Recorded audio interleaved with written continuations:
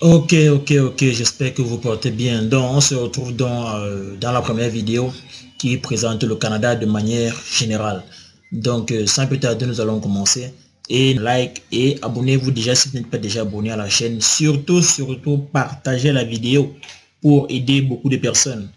Et ça me fera aussi plaisir, surtout ces likes qui vont permettre à l'algorithme de YouTube de recommander mes vidéos de plus en plus. Et si vous êtes sur Facebook, partagez les vidéos, ça aidera beaucoup de personnes qui seront dans le besoin d'avoir l'information.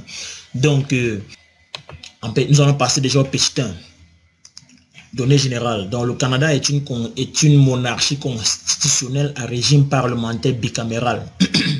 C'est une fédération de 10 provinces et de 3 territoires. Comme vous pouvez le voir sur cette carte, les provinces sont juste en bas. Donc, nous allons commencer là par la Colombie-Britannique, l'Alberta, le Saskatchewan, le Manitoba, l'Ontario, le Québec, Terre-Neuve-Labrador, île du Prince-Édouard, la Nouvelle-Écosse et le Nouveau-Brunswick. Donc, nous avons les 10 territoires du Canada et voici les 3 provinces, les 3 territoires.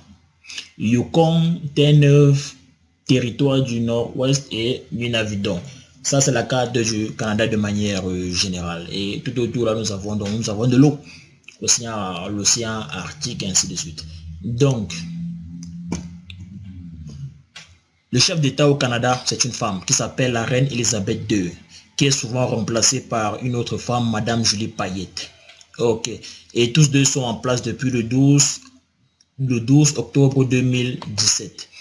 Donc, celle-ci, c'est le gouverneur, la femme, Madame Julie Payette.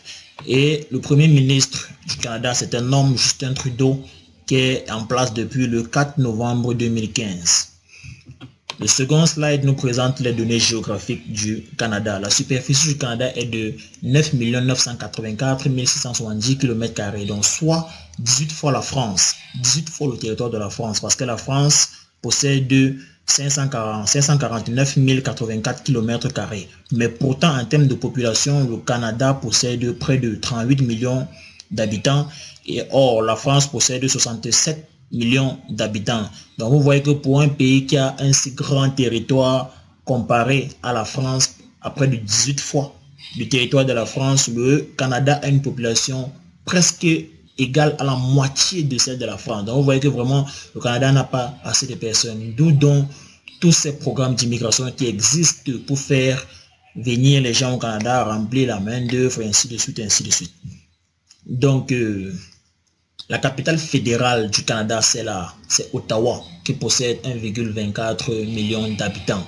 Ottawa, c'est une ville qui est située dans la province de l'Ontario, comme on a vu sur la carte précédente. Les principales villes du Canada sont Toronto avec 6,21 millions d'habitants, Montréal qui est dans la province du Québec avec 4,13 millions d'habitants, Vancouver 1,31 million d'habitants, Calgary 1,41 million d'habitants, Ottawa-Gatineau avec 1,24 million d'habitants et Edmonton avec 1,16 million d'habitants. Ok.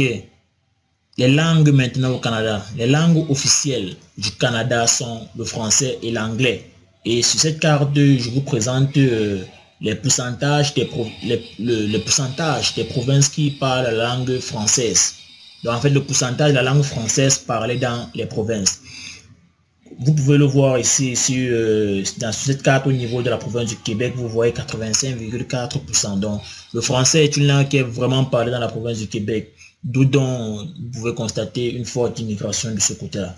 Et nous avons la province du Nouveau-Brunswick qui a 31,8% de la langue française. Et les autres provinces n'atteignent même pas 5% de la langue française. Donc, le Canada, comme je vous présente, a 10 provinces. On peut dire des petits pays dans un très grand pays. Toutes ces provinces-là ont leur propre loi d'immigration. Donc, on peut dire des petits pays dans un grand pays. Et lorsqu'on entre justement dans ces provinces-là, on se rend compte que dans la province du Québec, par exemple, la langue officielle là-bas, c'est le français. dans la province du Nouveau-Brunswick, les langues officielles là-bas sont le français et l'anglais. Donc, la province du Nouveau-Brunswick est officiellement bilingue. Le Québec n'est pas officiellement bilingue. C'est quand tu commences à te lancer dans le monde de l'emploi que je te rends compte que le français est important. Mais la langue officielle là-bas demeure le français. Donc, toutes les autres provinces qui restent là sont toutes officiellement anglaises, mais elles proposent des services proposent des services en français, quoi. Un peu comme l'université d'Ottawa qui est dans la province de l'Ontario. Cette université-là recrute massivement les étudiants français pour combler le manque de la langue française qui existe dans ces pays-là. Nous avons aussi la Nouvelle-Écosse et l'île du Prince-Édouard, donc qui propose des services gouvernementaux pour augmenter la langue, pour augmenter le taux de la langue française. Donc c'est tout pour les données géographiques du Canada. En ce qui s'agit des données démographiques, en 2019, la population du Canada était de 37,59 millions d'habitants. Et en 2020, la densité était à 3,81 d'habitants le kilomètre carré. Donc, vous imaginez, pour un si grand pays, sur 1 kilomètre carré, on a presque 4 habitants. Presque 4. Donc, c'est un pays vraiment très grand et il y a de l'espace pour tous. Donc, vraiment, les amis, immigrez, lancez-vous dans les procédures d'immigration, partez, il y a assez d'espace pour tout le monde et tout. Ok, donc, en 2020, le taux d'alphabétisation était de 89%. Donc, vous voyez bien que c'est un pays hautement instruit.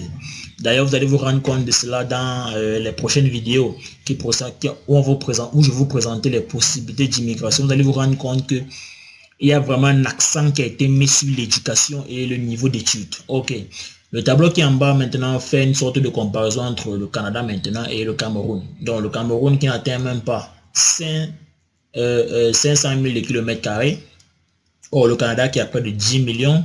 La population du Canada aussi dépasse légèrement celle du Cameroun malgré toute sa superficie.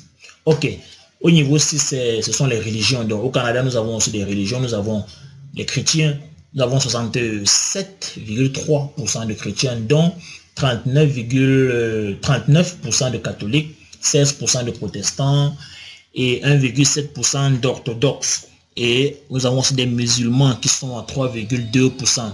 Les hindouistes 1,5%, les sikhs 1,4%, les bouddhistes 1,1%, les juifs 1% et le reste du monde, le reste des personnes qui ne sont qui n'ont pas de région en fait, donc ils sont à 23,9%.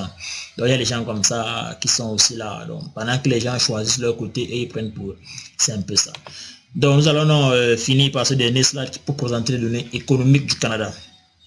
Une estimation montre qu'en 2019, le PIB nominal du Canada était de 1 736 426 millions de dollars canadiens. Dans le PIB ici, et c'est prix intérieur, on peut dire ça prix intérieur brut, si ma mémoire est bonne, si je ne fais pas d'erreur. Donc c'est une donnée économique qui montre la richesse d'un pays. Ok. Donc, et en 2019 toujours, le PIB nominal par habitant était de 46 272 dollars américains. Donc le PIB nominal ici là, c'est la richesse par habitant dans un pays. Donc on peut dire que 46 272 dollars américains, on peut dire c'est une richesse par habitant. Et lorsqu'on fait la somme de tout ça avec les habitants, on tombe sur le PIB nominal qui est juste au-dessus. Et en 2017, l'estimation montrait que le taux de croissance était à 3%. En 2019, le taux de chômage était à 5,4%. En 2019, toujours, le taux d'inflation était à 2,4%. Et en 2015, le solde budgétaire était de moins 1,4% du PIB. Donc, pour trouver le solde budgétaire, vous partez faire moins 1,4% sur le PIB nominal. Et la balance commerciale était de 12 milliards de dollars canadiens, une estimation de 2018. Alors, c'est tout pour cette première présentation du Canada de manière générale. Likez la vidéo, j'insiste là-dessus. Likez-la vraiment si vous êtes sur YouTube ou sur Facebook, mais surtout sur YouTube, likez-la et partagez. Si vous êtes sur Facebook, insistez sur le partage, les amis. Partagez les vidéos. Je vous supplie, partagez les vidéos pour aider aussi beaucoup d'autres personnes. Donc, sur ce, je vous laisse pour passer à la prochaine vidéo qui est le grand 2 qui présente les possibilités d'immigration au Canada.